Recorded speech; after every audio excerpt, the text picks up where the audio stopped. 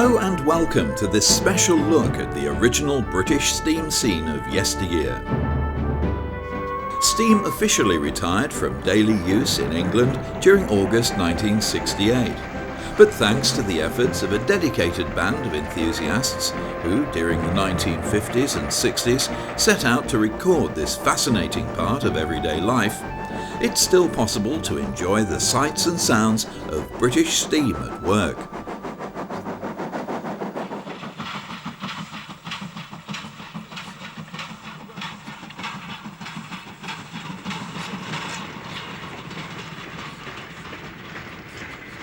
We begin at Riddings Junction on the famous Waverley route, the former North British line between Carlisle and Edinburgh. It's July 1961, and A3 Pacific Coronac is one of four of the class which spent the whole of the 1950s working this line from Carlisle Canal Shed.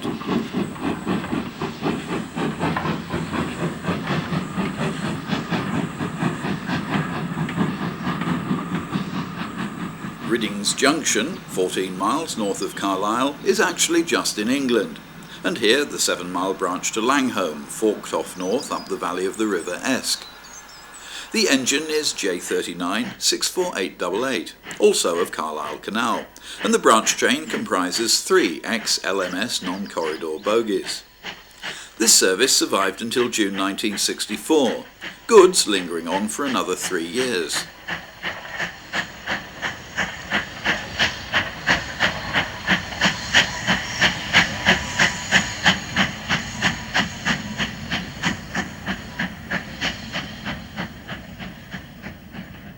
Hawick, roughly halfway between Carlisle and Edinburgh, is one of only 2 towns of any size on the journey of just under 100 miles.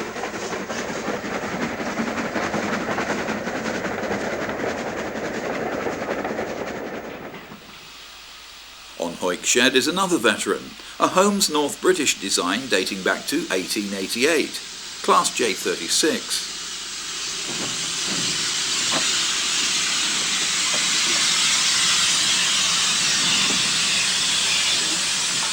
The Waverley route carried a substantial fitted freight service, linking eastern Scotland with the West Coast Main Line.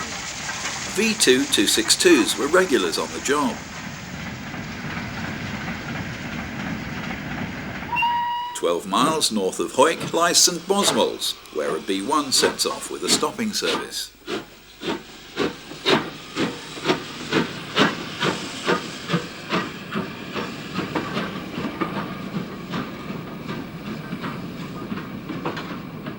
This J36 was sub-shedded at St Boswells for working the long branch to Kelso and across to Berwick.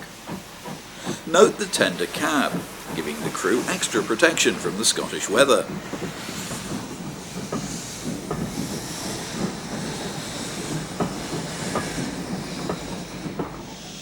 At Kelso, the train crosses standard Mogul 78046, one of 4 of the type sent new to this area when built in 1955.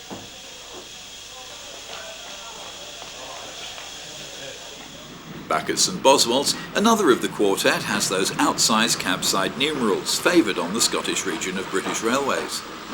The reign of this class here was sadly brief, for the Kelso branch closed to all traffic in June 1964.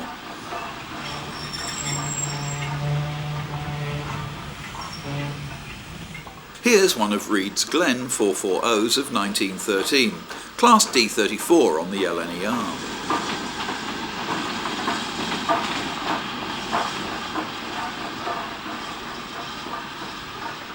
Once the North British Railways prime express engines, here in 1961 the few survivors were ending their days on leisurely duties such as this local pick-up goods.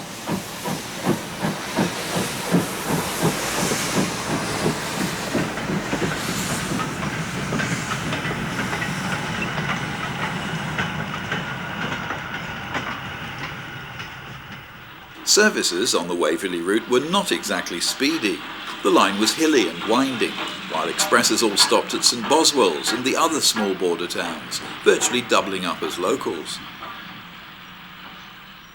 The Waverley route closed to all traffic in January 1969, But serious proposals to reopen at least the northern part have come and gone ever since, and it could happen yet.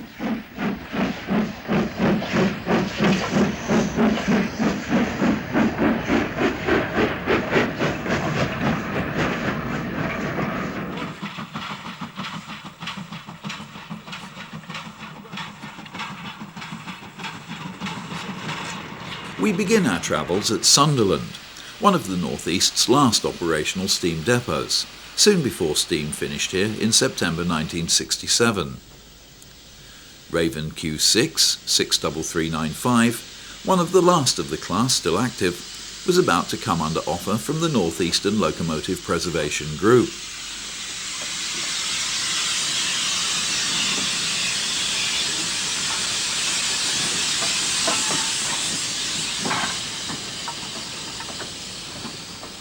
The Preservation Group also has its eyes on 65894, one of 5 surviving Wilson Worstal Class J27 060s.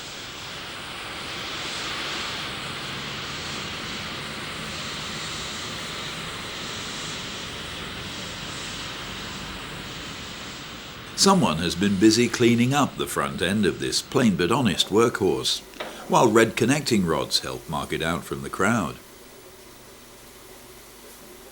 65892, withdrawn in August 1967, just failed to make it to the end. So too did this Q6, leaking at every joint.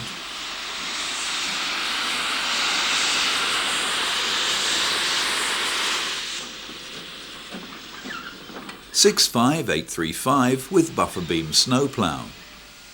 And at Doxford's shipyard at Sunderland Docks, the crane tank engine Roker is hard at work. The Wearside shipyards were of course all rail served. Giant plates and other materials were forged at steelworks on Teesside and elsewhere, and movements to the yards on running lines would mean special traffic and signalling arrangements for passing an out-of-gauge load.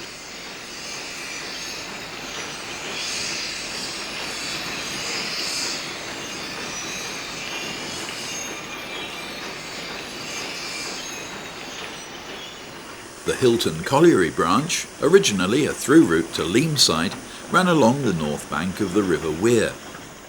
National Coal Board Tank No. 15, a Hawthorns build dating from 1953, heads empty internal user wagons towards the colliery.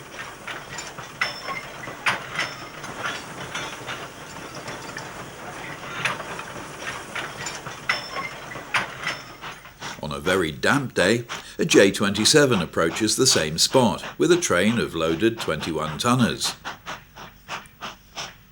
The tracks here were separate single lines worked in both directions, but BR engines were only allowed on the left-hand one. 65879 is having real trouble on the wet rails.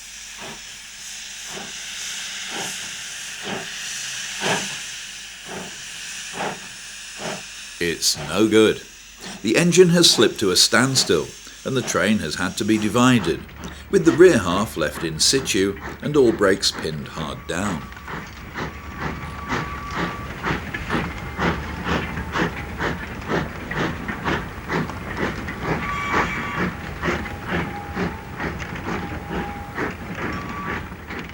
Near the town centre now, a northbound freight crosses the River Wear behind K1 Mogul 62044. This scene is now the site of St Peter's Station on the Tyneside Metro's Sunderland extension, opened in 2002, with the tracks uniquely shared by both Metro and National trains.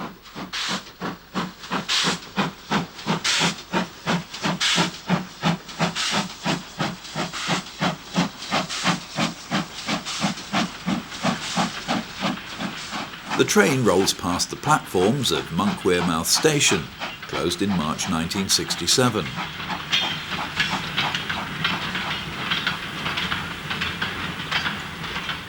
At Ryhope Junction, south of Sunderland, a J27 heads a train of empties towards one of the local collieries. Here, the inland route for Stockton and Ferry Hill, on which the train is running, split from the coastline to Hartlepool. The two routes then ran parallel for 1.5 miles on a shared formation before diverging.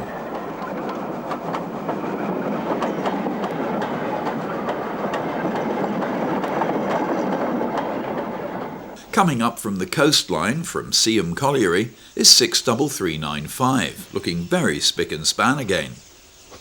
The North Eastern Locomotive Preservation Group is due a big vote of thanks for saving this fine locomotive and keeping it active on the North York Moors Railway.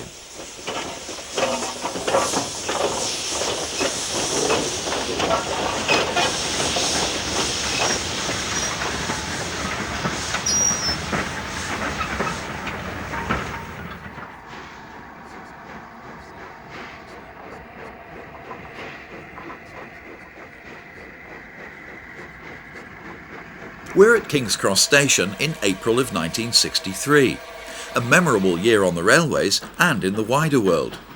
The 60s were starting to swing, with a new pop group called the Beatles taking the country by storm. On British Railways' Great Northern Line, an era was coming to an end, with steam into King's Cross scheduled to finish by the middle of June. A1 Pacific 60130 Kestrel backed down into what was then Platform 8, ready to take out the 6:12 p.m. departure for Leeds. Kestrel, a West Riding engine for much of her life, was destined to become one of the last active A1s, surviving until late in 1965.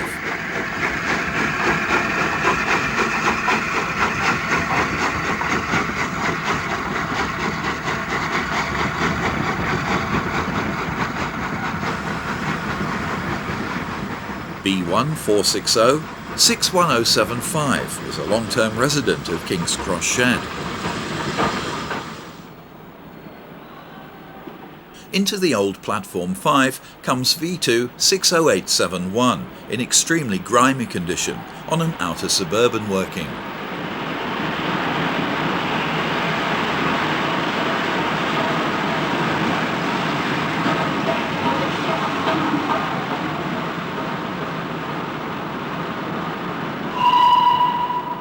Kestrel again, this time on the 6:05 p.m. Fridays only to Leeds, dubbed the 6:05 Special by pop music fans. Serving as a relief to the 6:12, which we saw a moment ago, this sort of train was often avoided by those in the know, as they tended to have no buffet car and somewhat elderly carriages.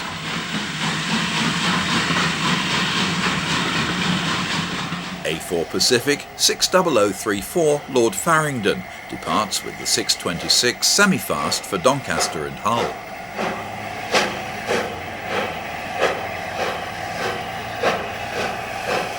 A2 Pacific 60513 Dante of Peterborough's New England Shed backs down ready to work a semi-fast to its home city.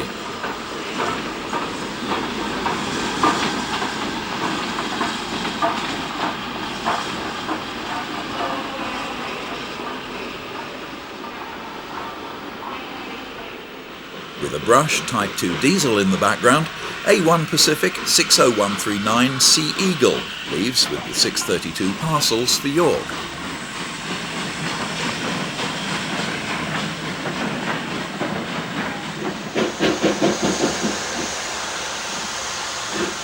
This Gresley A3 is finding the going slippery. By this time, many of the A3s, including Pretty Polly, were coming up to 40 years old, and withdrawals were in full swing.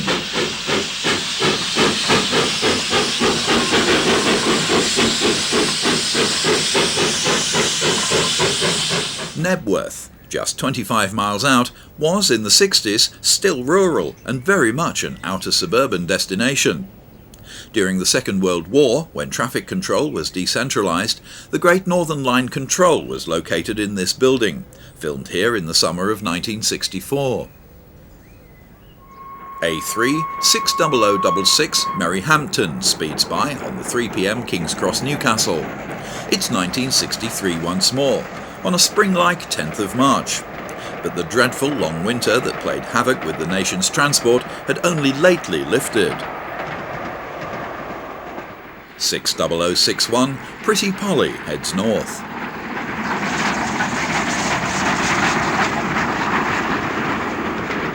Flying Fox looks in very run-down condition.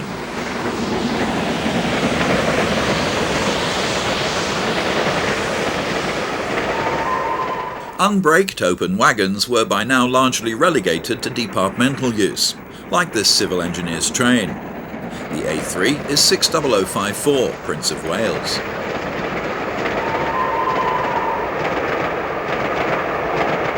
The 7 a.m. stopper from Peterborough was due at Knebworth at 8:39, arriving King's Cross 9:22.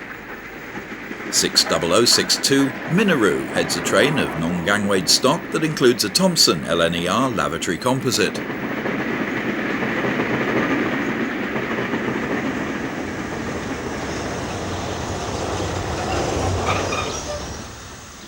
Now it's a Sunday morning, and the 8:15 King's Cross Grantham stopper is the first down mainline train of the day.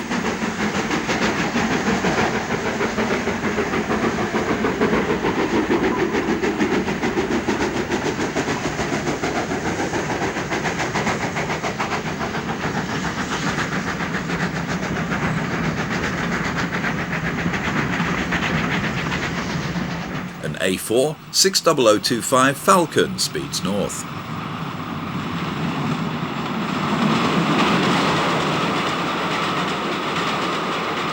(60010) Dominion of Canada, now preserved in her namesake country.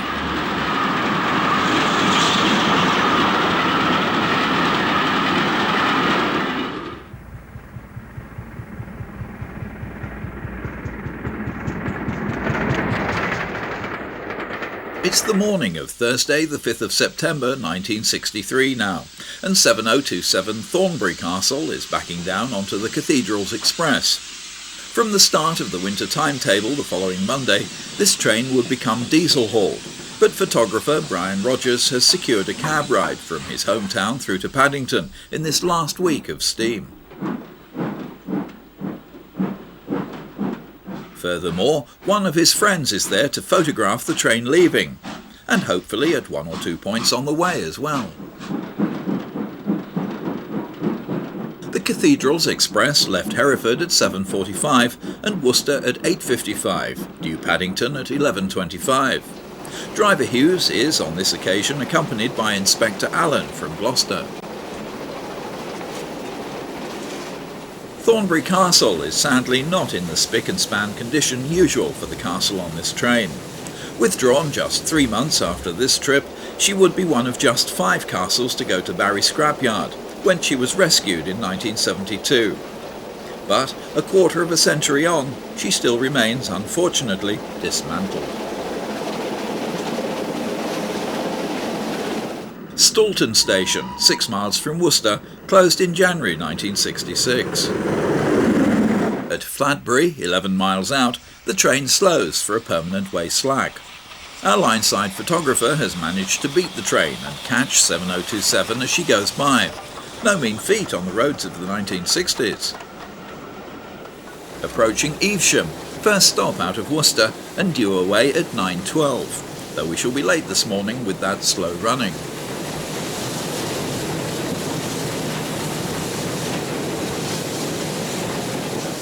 The Cathedrals Express loads to 12 bogies, and that means assistance up the bank to Chipping Campden, which includes 4 miles at 1 in 100. The pilot is a Collett 060, and the rules say that a lightly built engine like this must be coupled inside the train engine. Otherwise, with its bouncing around at the front, there could be a danger of buffer locking. This time-consuming rigmarole is often quietly ignored, but today there's an inspector on, and we're going by the book. So, our line-side friend now has time to catch up again, and here they come, battling their way up the Cotswold Scarp.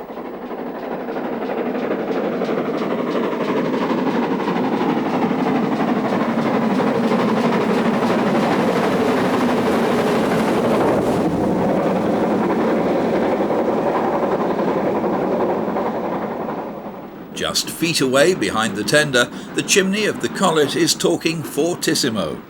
Ahead lies Campden Tunnel, nearly a mile long. The south end of the tunnel is just before the summit, and here we leave Brian Rogers' trip for a few moments to see some other trains pass by. 7002 Devizes Castle was on the same train 3 months previously.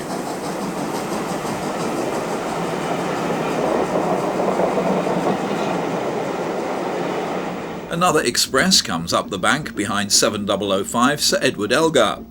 A long-time Worcester engine, Sir Edward was renamed from Lamphy Castle in 1957, the centenary of the famous composer's birth.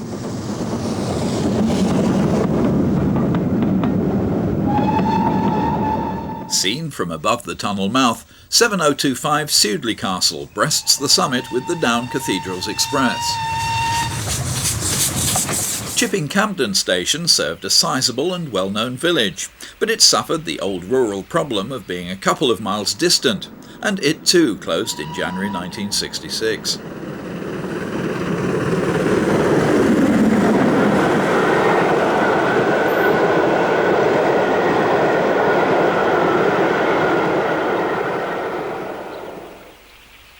(6932) Burwarton Hall comes by with an up freight on the same day.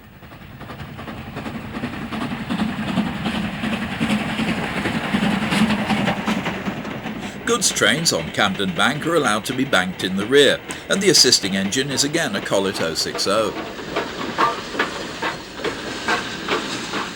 Later, the same afternoon, the same engine, 2246, comes by with a one-coach workman's service.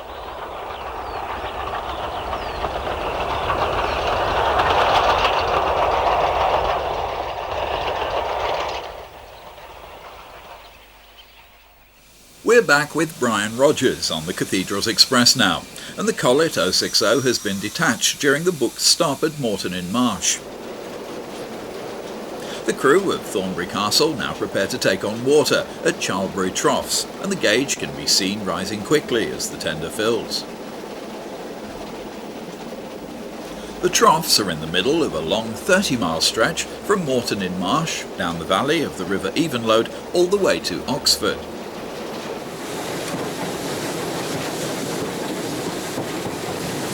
On the run into Oxford, we pass a mixed freight in the loop, headed by a 9F210O.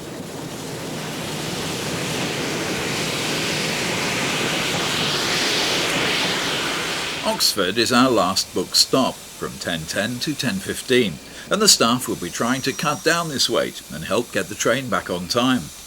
In the platform opposite stands 4979 Wootton Hall, which we saw before at Pilning, in a scene filmed 4 months earlier.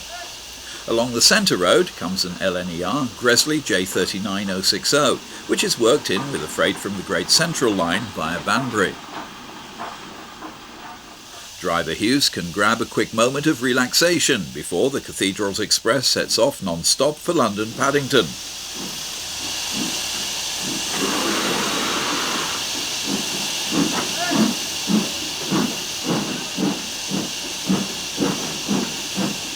A local freight on the slow road is headed by a 57XX class pannier tank.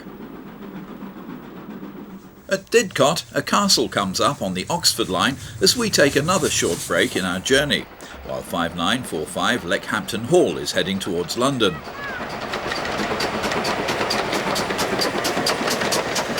Didcot was a key focal point in the former Great Western system, a fact recognised in the setting up there of the Great Western Society's museum and depot. A 280 comes through from the Swindon direction, a civil engineer's brake van and crane behind the tender.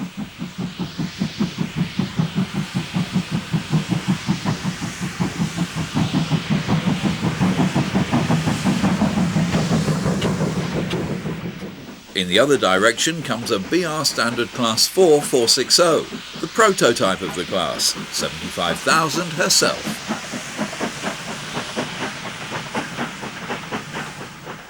Approaching Reading now, the Southern region puts in an appearance. A Class N Mogul stands in the sidings.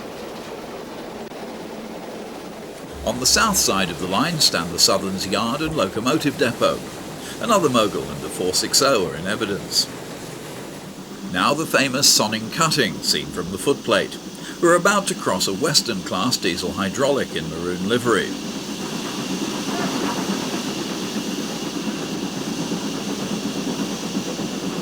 there's still plenty of coal left for the journey back to Worcester. At Royal Oak, on the approaches to Paddington, the Hammersmith and City line of London's Underground runs parallel on the north side. Beyond this lies the former goods yard. And so to our journey's end at Paddington. In those days, an inconvenient station to work, with most platforms usable for either arrivals or departures, but not both.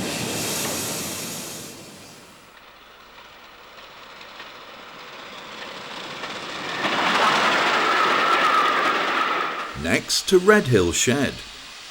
On the left, an N-Class Mogul. And next to it, Battle of Britain Pacific 34088. Both engines being bulled up for special duties.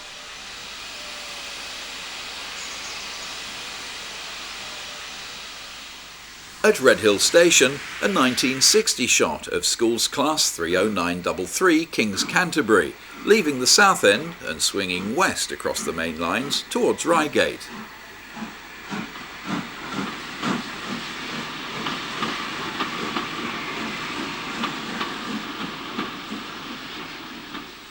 .30932 Blundell's is at Tunbridge, looking somewhat run down as it backs empty stock out of the station.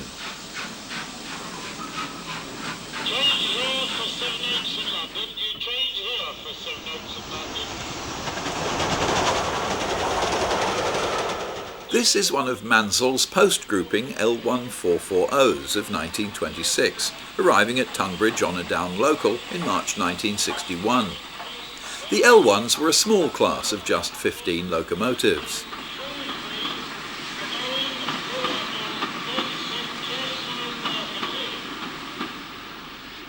.34067 Tangmere, though withdrawn as early as 1963, is one of 20 light Pacifics to have escaped the cutter's torch. The local Oxted push and pull arrives with H-Class tank 31177 propelling two vintage southeastern non-corridor bogies in this scene from 1960.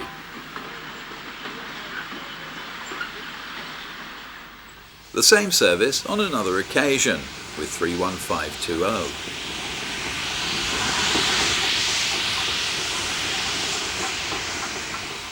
Dunton Green on the Tunbridge Wells main line north of Sevenoaks.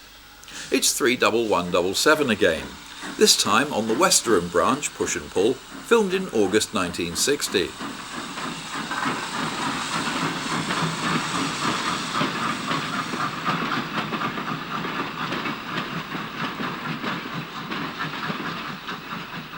At Westerham Station, the train rests in the heat of a summer's day.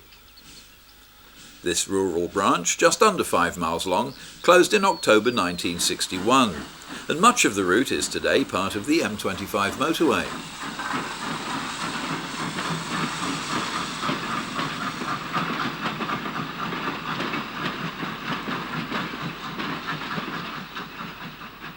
Paddock Wood, between Tunbridge and Ashford. 30930 Radley hurries eastwards. 30932 Blundell's again, looking as grimy as before. August 1960, and the branch train leaves for Hawkhurst, 11.5 miles away. A while later, the train is back. This branch closed to all traffic 10 months later, in June 1961. Ashford was the terminating point of another branch service, this time for New Romney on the Channel coast. Much more modern hardware here, with a British Railways Standard Class 2 tank built in 1956 and Southern Railway 1920s corridor stock in very smart condition. This service ceased in March 1967, with the branch beyond Appledore Junction on the main line becoming freight only, serving Dungeness Power Station.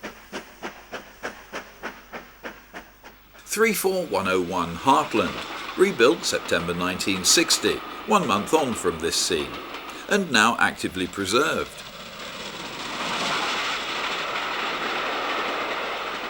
Finally to Folkestone Junction, with the first of the Schools Class 30900 Eton, Mansell's masterpiece from 1930.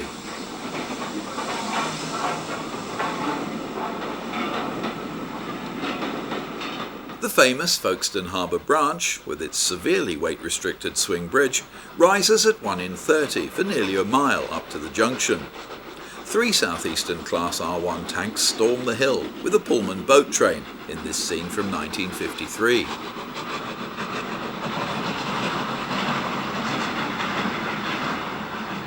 At the rear are a bogie container flat, a luggage van and another R1.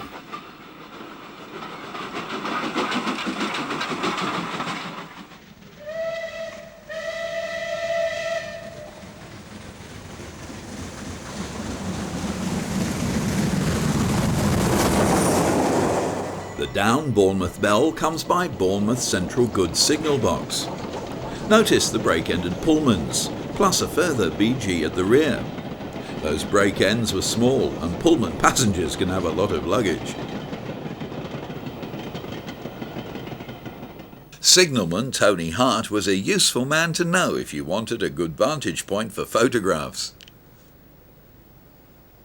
The view from his box is of a light Pacific heading into Bournemouth, while a freight on the adjacent line has a Birmingham Type 3 diesel, later known as Class 33, the well-known Cromptons.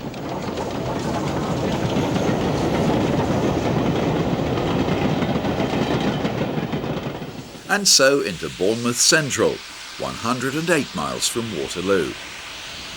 The fastest train at this period, 10:30 from London, did the journey in exactly 2 hours. Best time today by electric train is 1 hour 42 minutes. A commendably clean West Country runs in from the west.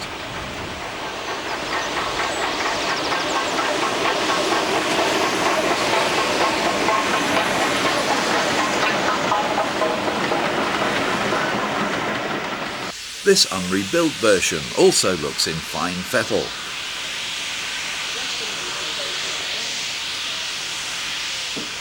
Bournemouth Central Station is not very central at all, the railways having been kept away from the real centre by the town's desire to preserve a quiet and middle-class dignity. This was actually a thoroughly perverse attitude, for Bournemouth owes not just its prosperity, but its very existence to the railways. Maps of earlier date show nothing at all between Christchurch and Poole.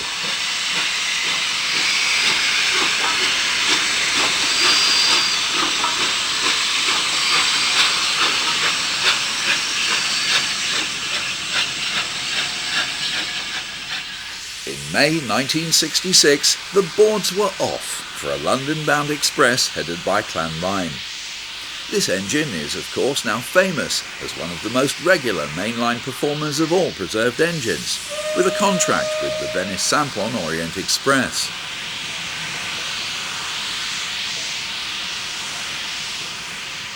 The bullied Pacific rebuilds of 1956 to 1961, being virtually a new design, were thus Britain's final and highly successful express passenger engines. Today, several of the preserved survivors are still as capable of top-line performance as they were when these scenes were filmed, more than 30 years ago.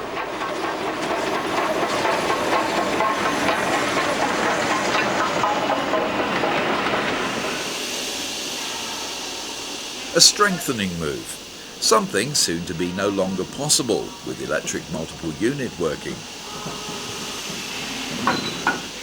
35003 Royal Mail would be the oldest of 7 merchant navies still on the active list when Southern Steam finished in July '67.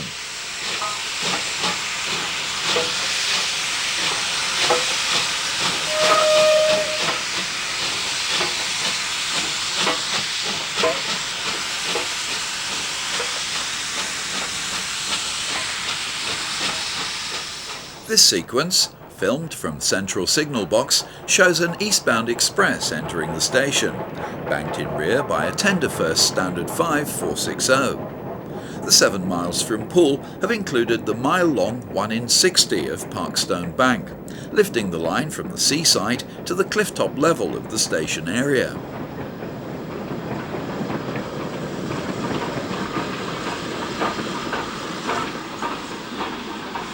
another signalman who was a good friend of the photographers. From the box, there was a fine view of the locomotive depot. This is Bournemouth, home of the retired and the well-to-do. So inside the shed was a prominent sign. Quiet please, residential area. 34004 isn't taking much notice. On shed, we find two BR Standard Class 4 Moguls top and tailing a Class 4 tank. Both the Moguls were Southern Region engines from first to last, but the tank had been one of a large batch sent new to the London, Tilbury and Southend system. When this was electrified in 1962, the engine went to the Central Wales line, before that was dieselised, and 80134 finally ended up on the South Western. 80081 had spent much of its life at Bletchley on the outer suburban runs from Euston. A welcome sighting of a Lord Nelson, 30857 Lord Howe. It's Whit Monday, the 11th of June in 1962, when this class could still be seen helping with heavy bank holiday traffic.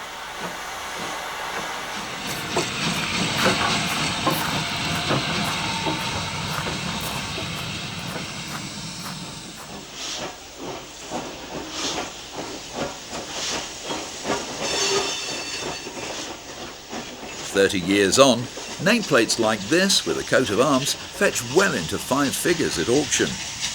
Even corrected for inflation, that could have brought you half a locomotive when it was withdrawn in the 60s. With some inkling of the way things might go, management removed the nameplates of all surviving steam engines over the last couple of years in service. 34008 used to be Padstow.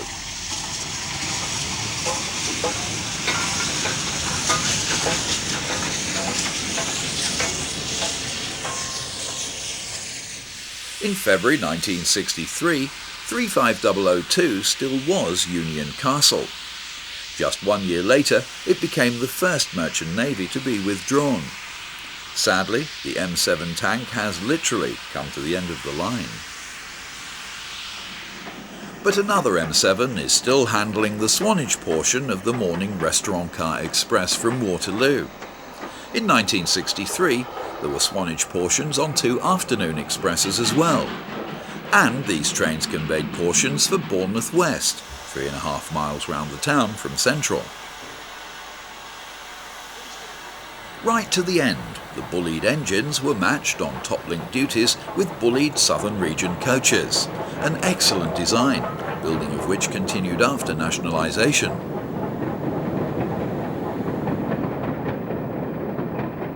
Here's Ellerman lines on the Up Bournemouth Bell coming in from Bournemouth West. The Pullman cars, in superb condition, are all 1920s vintage, and by this time around 40 years old. Crossing in front comes Combe Martin, one of the very first of the class to go in June 1963. And a last look at the Bell with Callington.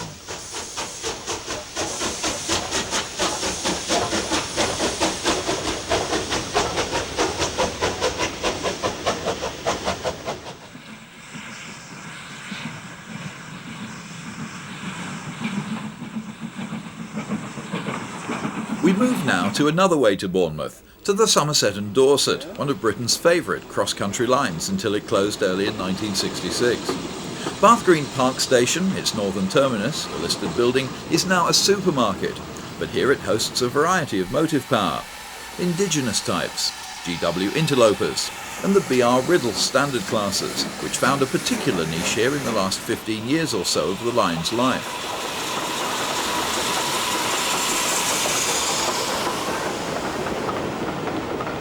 The prototype Class 4 460, number 75,000.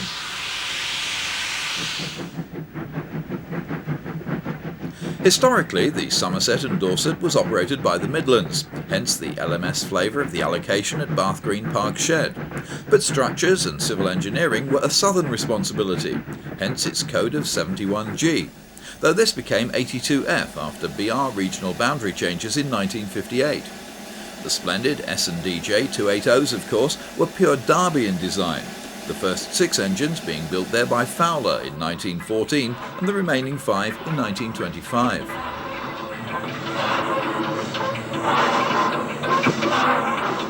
Though designed first and foremost for freight, the 280s were often used on passenger work as well, especially on heavy summer extras. But it's thanks to Barry Scrapyard that 2 of these special and specialised machines, withdrawn in 1964, made it against all the odds into preservation.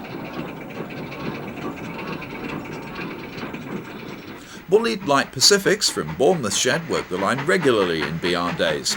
34042 Dorchester leaves Bath in August 1960.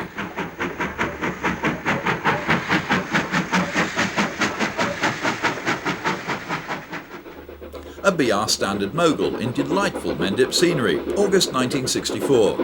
The crossing of the Mendip Hills called for continuous steep grades, sharp curves and heavy earthworks.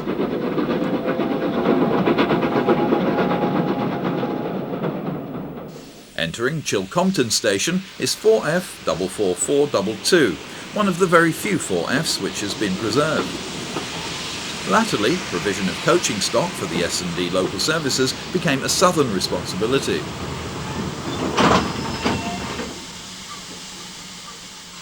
In the other direction comes Standard Tank 80067.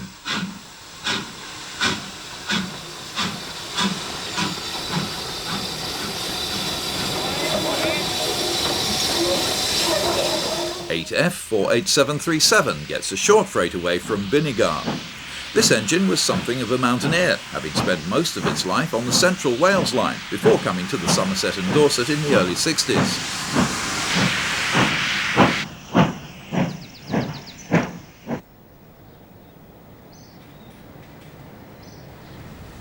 A mile south of Binnegar, the line, having climbed steeply and continuously for 7 miles, reaches Masbury Summit, 811 feet above sea level, and then drops again on long stretches of 1 in 50 to Evercreech Junction, where the long branch from Highbridge and Burnham-on-Sea comes in.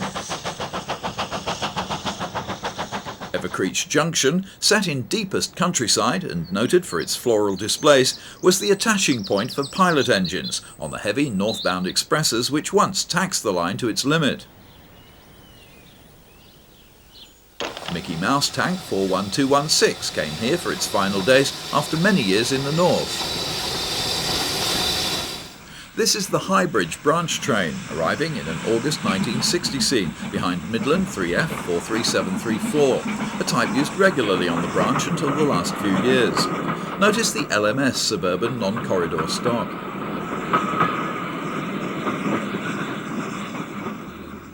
The branch to Highbridge and Burnham-on-Sea, 24 miles long, was in fact the senior arm of the Somerset and Dorset, the more dramatic Mendip line to Bath being some 20 years younger.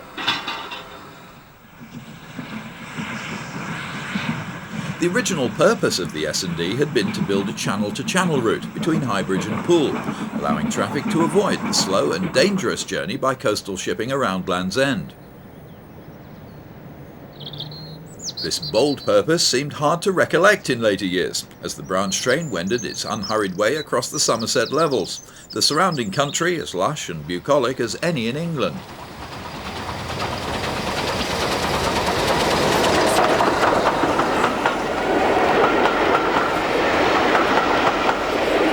After the regional boundary changes of 1958, Great Western Motive Power replaced the ancient 3F060s, which dated back to the turn of the century.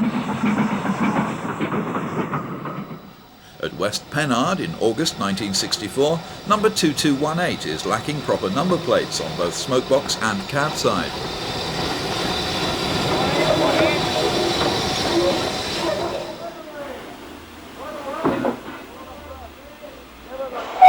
The then young signalman will no doubt have some happy memories of this pleasant line.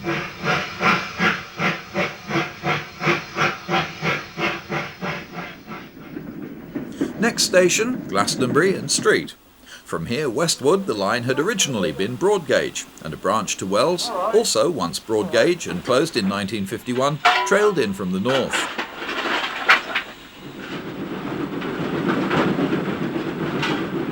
leisurely lowering of the home signal doesn't even disturb the birds at Chapwick. The railway hereabouts is for the most part dead level, with the track raised above the surrounding wetlands, clear of the floodwaters which at times encroach.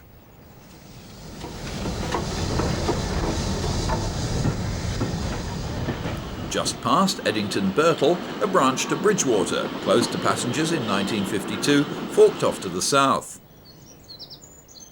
Basin Bridge, where the station buildings are more than usually primitive. The broad gauge trackbed is noticeable.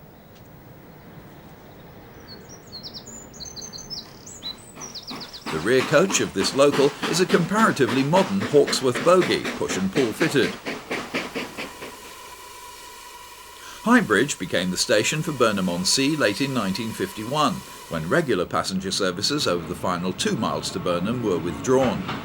It's back to Evercreech Junction now, as we prepare to follow the main Somerset and Dorset line down to Bournemouth. This was originally laid as mixed gauge from Glastonbury as far south as Bruton, where it crossed and was planned to join the Great Western Main Line. At Wincanton in August 1964, 73054 heads south. In the other direction, 73051. Both these standards were lifelong S&D regulars.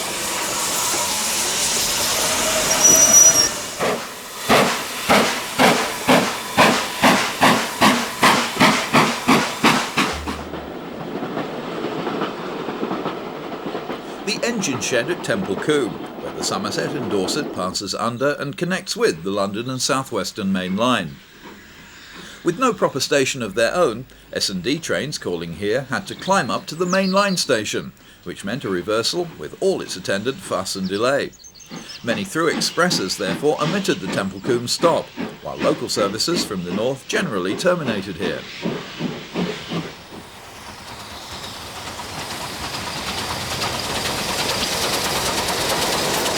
Stowbridge, 3 miles south of Temple Combe. This is a passing place on the long stretch of single track between Temple Combe and Blandford Forum. A standard 76,000 Mogul heads a northbound stopper.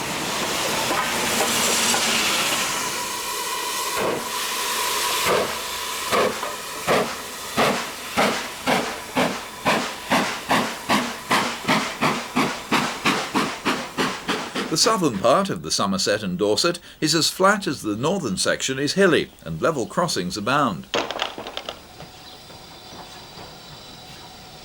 An Ibert Mickey Mouse tank brings in a southbound local, which the photographer will board. Light loadings such as this were the rule on stopping services in post-war years, for the line served a largely agricultural and thinly populated region, where road transport quickly creamed off local traffic. The local now approaches Shillingstone, where our photographer will detrain.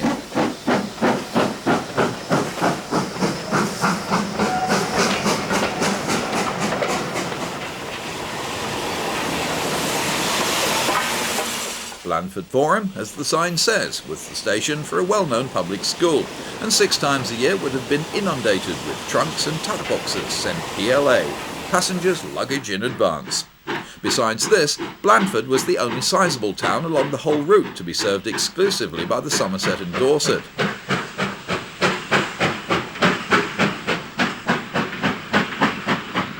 The northbound exit from Blandford is up a steep half-mile at 1 in 60.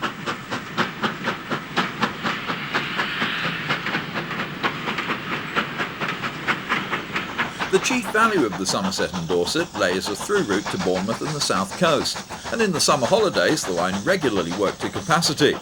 But the hilly northern section demanded much double heading, with heavy costs in locomotives and crews, and in the declining railway market of the 1960s, the future of such a line was bound to be called into question.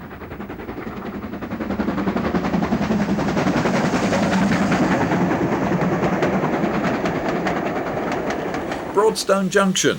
Here the line crosses Castleman's Corkscrew, the original railway from Southampton to Dorchester via Ringwood. And so into Bournemouth West, 71 miles from Bath and 45 from Evercreech Junction. This spacious terminus closed in September 1965, when all services were concentrated at Bournemouth Central.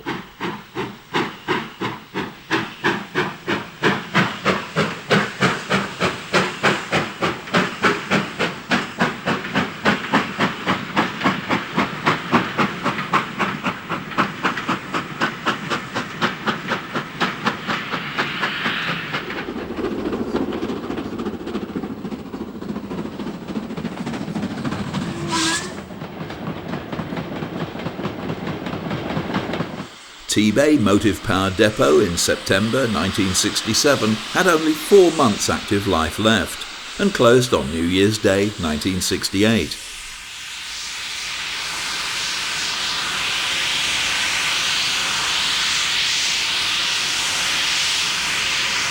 A little north of T-Bay, trains are attacking the 4 miles of 1 in 75 leading up to Shap Summit.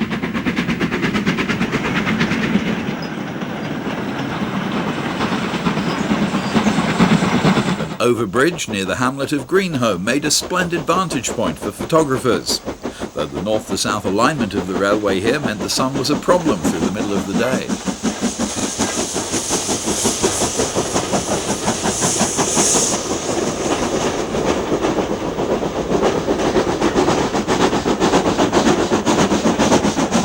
This is 70029 Shooting Star, one of the former Western Region Britannias.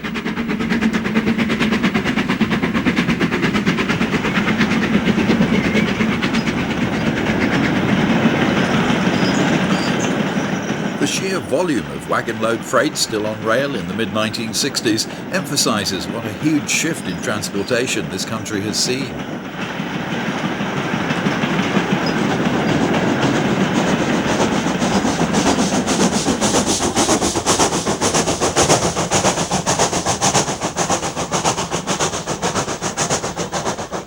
The leaden skies, all too common over Shap, produce plenty of atmosphere for skilled photographers.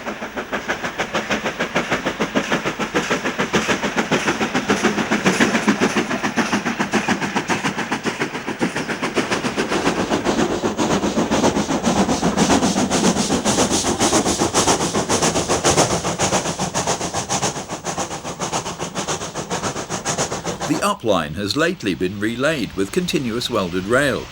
Another trainload of this material is approaching from the north, probably from Workington Rail Mills.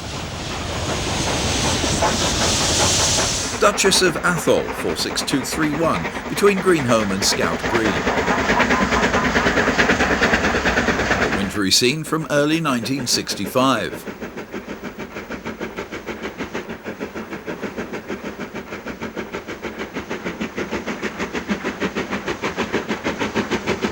As the camera pans round, it can be seen that the snow has come in on the north wind. You can almost feel the cold.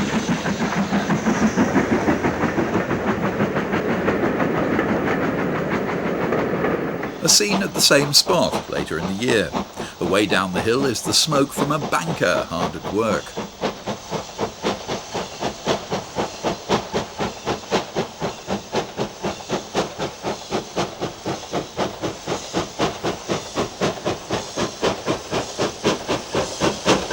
Even with the banker, this Black 5 is gradually losing headway as the gradient takes its toll.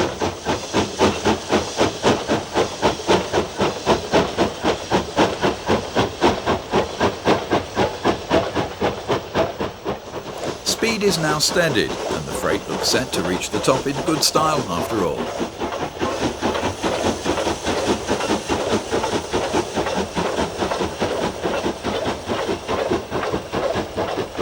The 17th of July 1965, with the sun of high summer across the fells as this 8F tackles the climb.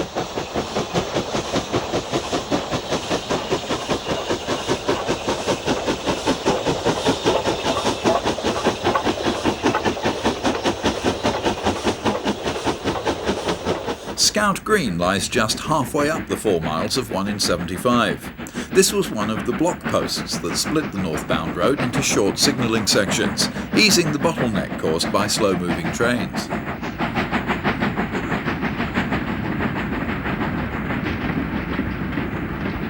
The Banker is one of no less than 24 standard Light 460s transferred to Carnforth and T-Bay sheds in the final years of steam.